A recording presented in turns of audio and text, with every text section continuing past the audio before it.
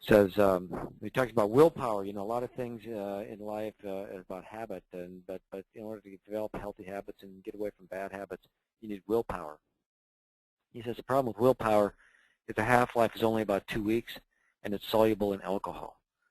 So we start off with good intentions of 1 a day, and after 1 drink we say, well, another one won't hurt, or another 3 or 4, and so you end up drinking too much. It's a disaster. But if you can keep it to 1 a day, it has remarkable benefits. Next slide. And the interesting thing about it is there's a whole breadth of benefits related to low-dose alcohol, and it's a big topic, and I've published some papers on this, on exactly how that happens. It's probably beyond the scope of this little talk today, but the bottom line, what you need to know is the health effects of ethanol. That's the chemical term for the alcohol that we drink, are dose dependent, and it's what we call a J-shaped curve. We'll talk about that in a minute, but whereby light to moderate drinkers have lower risks than abstainers, than teetotalers, and heavy drinkers are at the highest risk. And the more you drink, the higher the risk. But the interesting thing is these J-shaped curves, whereby a little bit or a moderate amount, like this next slide, this is actually the dotted line is for women and the solid line is for men. Those two gray, the 4 gray lines on either side of those other 2 lines are the confidence intervals, so you can ignore those. Just look at the hard dotted line and the hard solid line. You can see that someplace between about a half a drink a day for women and a half a drink a day for men, up to about a drink a day, even a drink and a half or 2 drinks a day for men, you get this substantial, about a 20% reduction in death from any cause over this 10-year period of time in this giant study. This is 1 million people. So that if you can keep it to that half like 3 or 4 ounces of wine a day, for females up to maybe 6 ounces of wine, and for men up to maybe 1 or 2 drinks a day, definitely not more than 2, you will live longer for a lot of different reasons.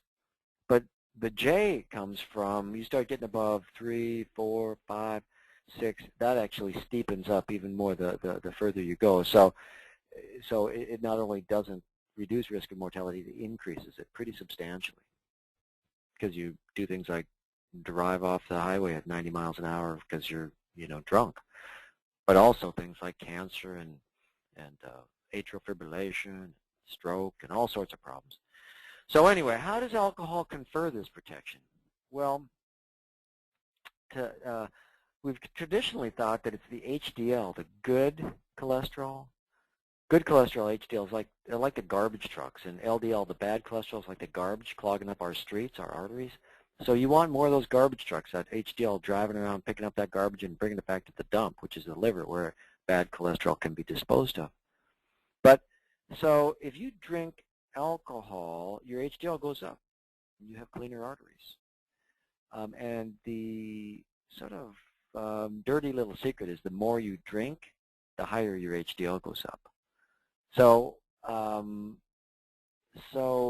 the benefits of alcohol are mostly not due to HDL. Okay, that's a fallacy, because we know for sure that a little bit of alcohol is good, but a lot is not good. So although you can get a little bump in your HDL, the bigger benefit is probably at low doses, at 1 drink a day. It improves your insulin sensitivity. So when you eat a big meal, if you have a glass of wine or a beer with it, your spike in insulin and spike in glucose is substantially lower. And when you have lower spikes in that glucose, you have less inflammation, and less inflammation means less disease, like less heart disease, less diabetes, less dementia, all sorts of things. Inflammation causes a lot of problems. So if you can, even less abdominal obesity. So if you can drink a little bit with your evening meal, which, by the way, is the pattern that has been noted to confer longevity in all sorts of observational studies, but the science really supports how that happens. Next slide, Aaron. So there's an interesting study from Harvard that just showed in these 51,000 men that even those who were following healthy lifestyle behaviors, that is keeping their weight under control and exercising 30 minutes a day, eating a healthy diet, not smoking, even doing all those things, those who consumed 1 or 2 drinks of alcohol a day, but not more, had a 40 to 50% decreased risk of heart attack compared to people who didn't drink. So it's also been, there's no question about the fact that a low dose of alcohol will reduce your risk for type 2 diabetes, for developing diabetes. About 1 to 2 drinks a day will reduce it by about 30%. So that's a big deal, because diabetes is just an epidemic these days. And again, probably because it reduces the glucose spike. It improves your body's ability to sop up sugar in your muscles and burn it, like exercise does, that matter. And for that matter, and exercise, like alcohol, is temporary. The benefits are temporary. They wear off in about a day. So that's why the healthiest pattern of drinking is about 1 drink a day, every day. Okay. Next slide just shows that what's the healthier choice for alcohol. You know, traditionally we thought red wine is the most beneficial, and I still feel strongly that the healthiest, if you're going to drink for the health benefits of it, a glass, like 3 to 6 ounces of red wine a day with your evening meal, with or before your evening meal, is the best. And there are a lot of reasons for that. Red wine is, especially dry red wine, is low in sugar, and it's high in antioxidants, these bioflavonoids, the dark pigments. And those things are good for keeping your vessels healthy. Sure, you could get that from drinking grape juice, but grape juice has a lot of sugar in it, and it doesn't have the alcohol. And the alcohol is the thing that really confers most of the benefits. Beer is also actually good in moderation, and beer has antioxidants as well. It also has B vitamins and folate, which have been shown to reduce homocysteine levels. It also contains some antioxidant compounds that have been shown to help prevent bone loss. Though alcohol, like coffee, actually at high doses can actually worsen bone strength. And you know, coffee is another vice that we used to think of as a vice. That it turns out coffee, like green tea, these things are really beneficial for you. And unlike alcohol, where you know the dose is really, really important to keep it to around 1 or not more than 2 for a day for males and 1 a day for females, with coffee, actually, probably the more the better for things like preventing diabetes and keeping your brain healthy. A lot of people are sensitive to caffeine, and I tell them to avoid that in the afternoon. But anyway, back to alcohol. Next slide, Aaron.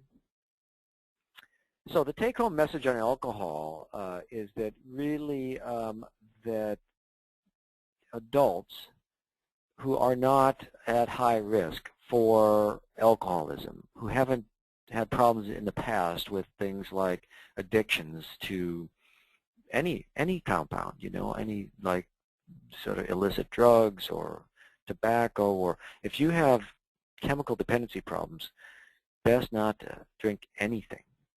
And even maybe if you have a bad family history for addictions, it's probably best to avoid it. But if you can, and I'm pretty careful about this, but I do sometimes recommend to people who don't drink, they say, I don't really like alcohol, they never had a problem with it before. I say, well, you know, if you have a glass of red wine a night, 3 to 6 ounces of a dry red wine, Pinot Noir is probably the best, the highest in antioxidants, but other red wines like Cabernet or Shiraz or Merlot, any of those are very, very good for your heart if you have 1 glass a day, and good for preventing diabetes and probably even dementia. So. And we said 1 to 2 beers, or how much? 1 to 2 drinks of beer. How much is 1 drink or 1 glass of beer in ounces?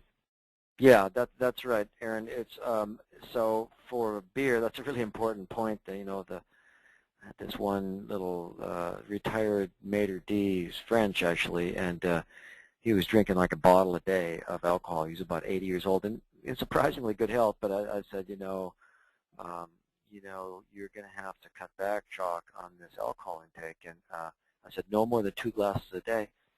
And so he comes back about 3 months later and asked him, you know, how are you doing with the alcohol? And he says, I've cut back to 2 glasses a day. And his wife's kind of sitting next to him, rolling her eyes. And I said, so what kind of glasses are these, Jock? He said, oh, well, she says, they're these tumblers. He's still drinking a bottle a day, just in big glasses. So for wine, it's 5.5 to 6 ounces of wine per glass. For beer, it's 12 ounces, standard amount of beer. For distilled spirits, it's a shot, which is 1.5 ounces of distilled spirits like whiskey or gin, vodka. So that's the key. And we tell people not more than for women, not more than 10 a week, and for men, not more than 14 a week. And no, you can't save them up and have all 10 on Saturday night. You got to spread them preferably equally through the week. Any more questions on alcohol before we move on to the sex topic? So one question we got was, how much alcohol can you drink at age 66? I assume that would be pretty standard across. Oh, sure. I think so. Lots of times as people get older, they do become more sensitive to alcohol, and so everybody has to kind of be careful. My mother-in-law, bless her heart, Kathleen, is 98 and a half, almost 99. We told her when she has her 99th birthday we're going to start planning her 100th birthday. But she lives alone. She's remarkably fit and healthy, except she does have bad osteoporosis because she didn't understand the importance of things like vitamin D and getting your non-fat dairy and doing weight training back, generations ago when she was in her young middle age. But anyway, she's always had 1 to 2 drinks a day, and she drinks vodka, and she still does today drink 1 a day, but I notice that she uses less and less vodka in her drink. Sometimes she drinks red wine too. And it is kind of dependent on your weight, and she's a lot smaller than she used to be, so I would say just be careful to not overdo it. Okay. What about drinking an occasional drink while you're on prescriptions? Or is that so yeah, we actually published a paper on that in the American Journal of Cardiology, showing that the people after heart attacks, the ones who, paid attention to the warnings on the sides of their medication bottles that said, do not drink any alcohol while taking this medication. It says that on a lot of meds, but if you can keep it to 1 a day, and in this study, the people who in fact continued to drink after their heart attack had remarkable benefits, that same sort of 35% reduction in heart attack, stroke, and cardiac death over the next several years compared to the people who listened to the warnings and stopped drinking all alcohol. So I'm not saying to ignore warnings, but I'm saying that for most of the medications we use in cardiology with heart disease or high blood pressure or blood thinners, if you can keep it to 1 a day, it's actually fine. And probably not only fine, but it's probably good for you. So talk it over with your doctor to be sure, but I usually, as long as they're drinking light to moderately, I don't have a problem with it. And you mentioned alcohol helps with diabetes for similar reasons that exercise does, such as the blood glucose levels. Do you think it would be advantageous to maybe exercise while you have a light, before you drink a beer and then you exercise, so you have some alcohol in your system, or could that be? The problem with alcohol, it is a little bit of a depressant, and so a lot of people, will have a glass of wine. I was just discussing this with a friend who's staying with us this week, and he says that alcohol kind of energizes him and makes him sort of more in the mood to exercise. But I pointed out that, and I often do that too. I'll have a glass of wine. I routinely have a glass of red wine before my evening meal, and I nearly always keep it to 1. I never go over 10 a week. I'm very, very conscientious about that because I come from a family history where there's been a lot of alcohol dependency problems, and so I'm really careful about that. But I was pointing out that when I do exercise in the evening, which I lots of times do if I've had a glass of wine, my intensity might not be quite what it what it normally would be. I'm not quite as vigorous about the exercise, but that's okay too. It's good to do light to moderate exercise as well. Okay, well that's good. We now move on to the sex part of the webinar.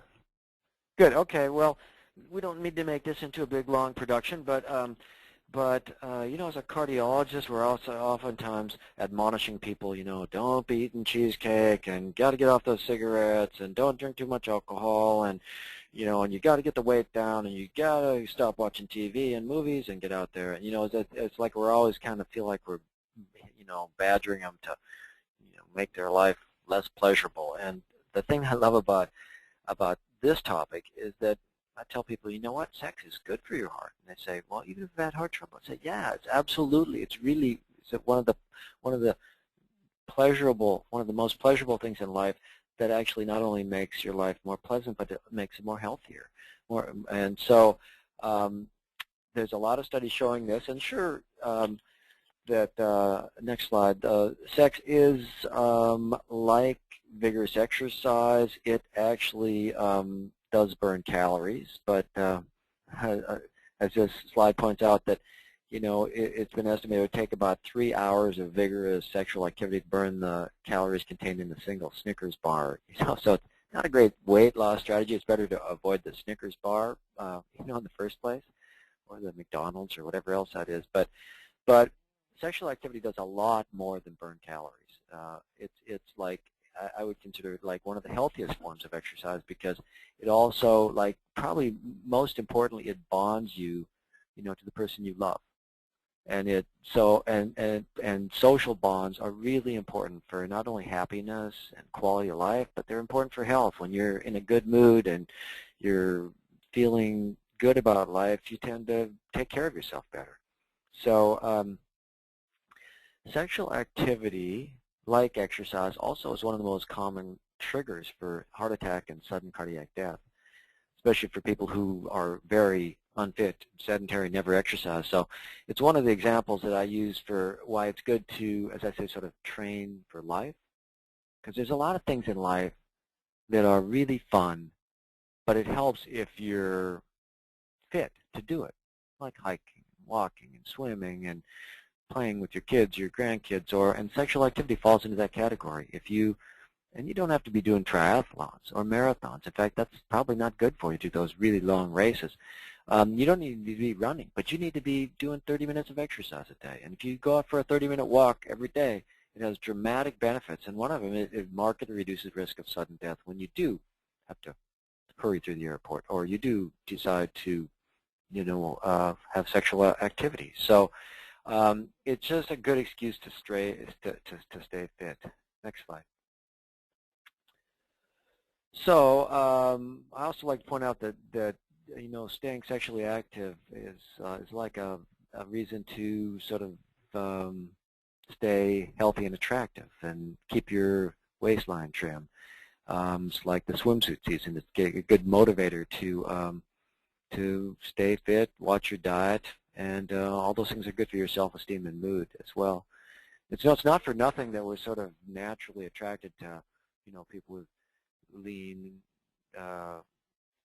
fit-looking bodies, because when you have a sexy flat waist and a narrow, and muscular lean body, these are signals, that subconscious signals to our brain that says this is a person who has healthy hormonal profile, that's a vigorous, healthy, being, and it might be good to mix your genes with, for example, if you're subconsciously looking for a mate.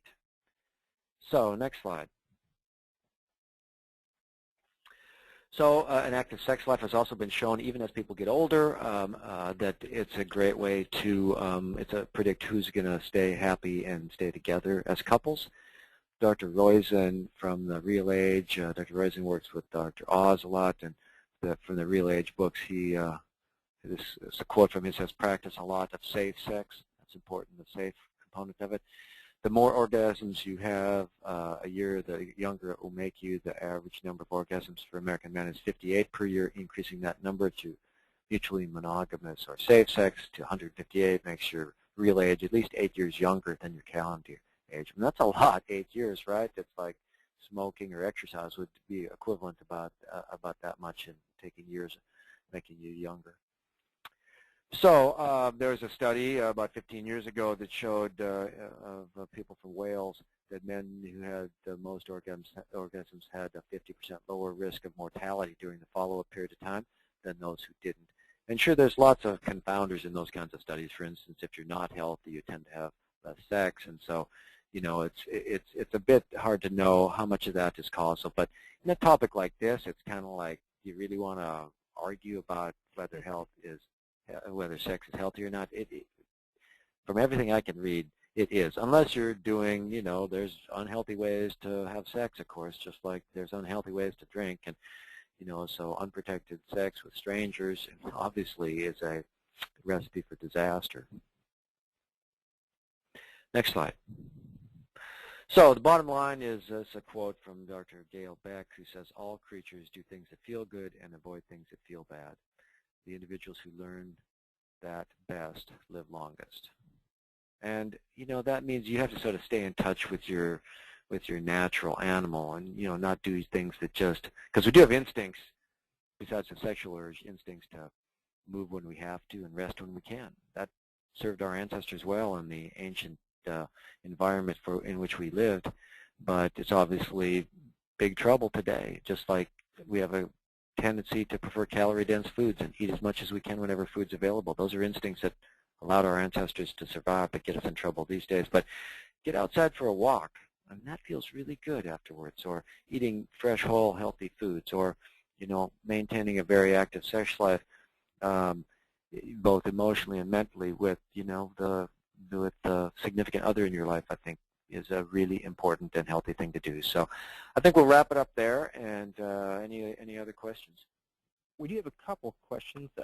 One, could inability to get an erection be related to a statin drug? That, in fact, has not been a side effect of statins. So I think it's the urban myth, one of the biggest urban myths in America is that these statins are these highly toxic drugs. Statins help to keep blood vessels open, and blocked blood vessels down to the penis are one of the major causes of erectile dysfunction. So if anything, statins help to prevent that.